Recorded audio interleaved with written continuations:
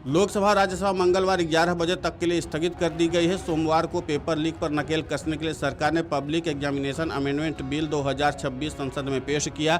इस बिल में paper leak मामलों के लिए फास्ट ट्रैक कोर्ट बनाने की तैयारी है। इसके अलावा 2 महीने के भीतर ही जांच पूरी करने की बात कही गई है। साथ ही पेपर लीक के आरोपियों के लिए कम से कम 5 और अधिकतम 10 साल की सजा का प्रावधान किया जा रहा है।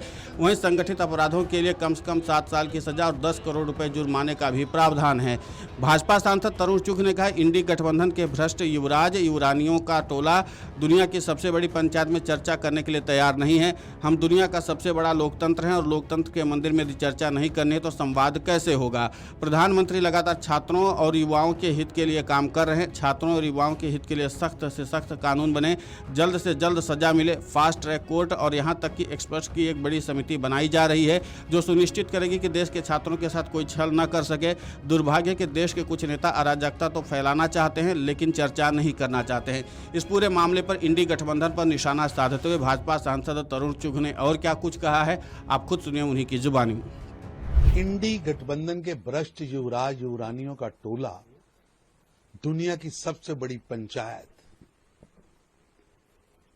उसमें चर्चा करने को तैयार नहीं। हम दुनिया का सबसे बड़ा लोकतंत्र, उस लोकतंत्र के मंदिर में अगर चर्चा नहीं करनी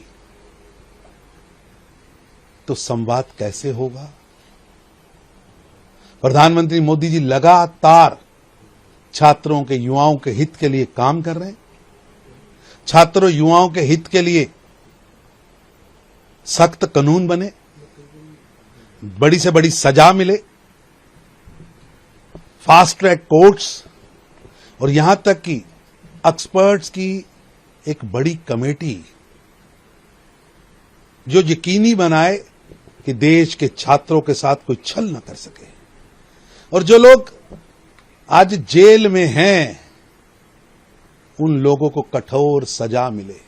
मैं प्रधानमंत्री श्री नरेंद्र मोदी जी का धन्यवाद करता हूं जिन्होंने नंदन नीलेकणी जी के नेतृत्व में एक एक्सपर्ट्स की टीम को बनाया है।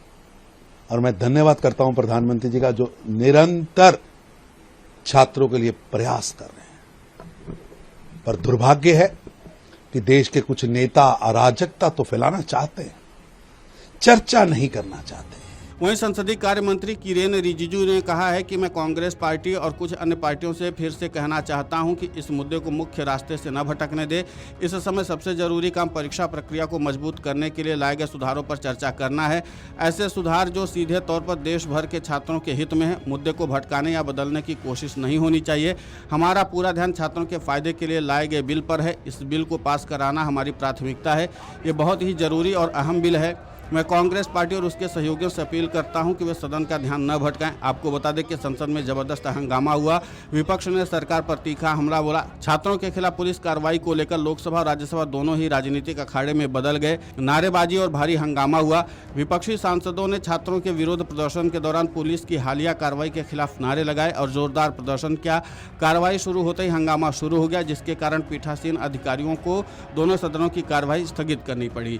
Video desk amarujala.com।